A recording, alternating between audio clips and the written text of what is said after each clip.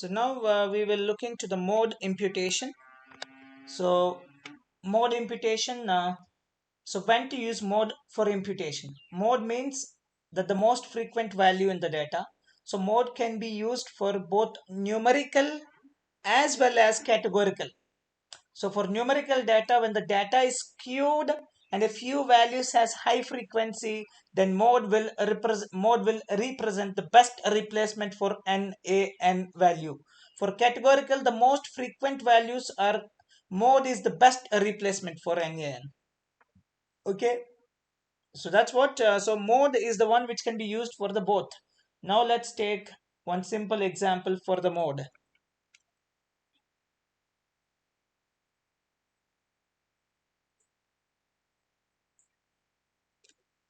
Mode imputation. So df, so this is my data frame, and here you can clearly see none. So in this case, a b d, let me cross check.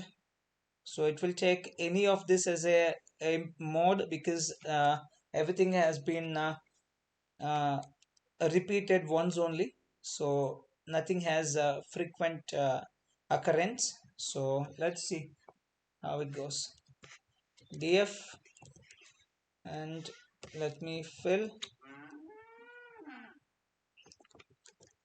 na, and it will take two arguments, df, and go for the mode will have two.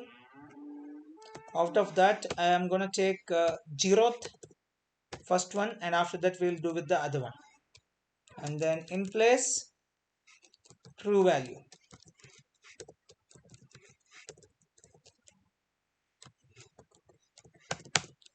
So df, and here it is, ABADA. So this is called mode imputation. Let me do it again.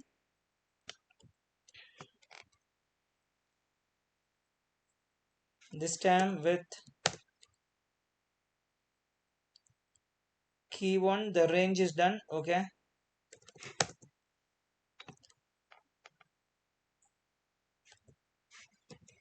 Yeah, that's it.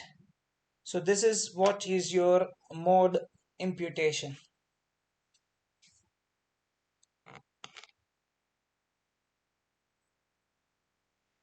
So with this we have seen a mean, median, and mode imputation. So for the different categories, some are used for the numerical, some are used for the categorical, and that too this one will be best fit if there is a mean and a trimmed mean.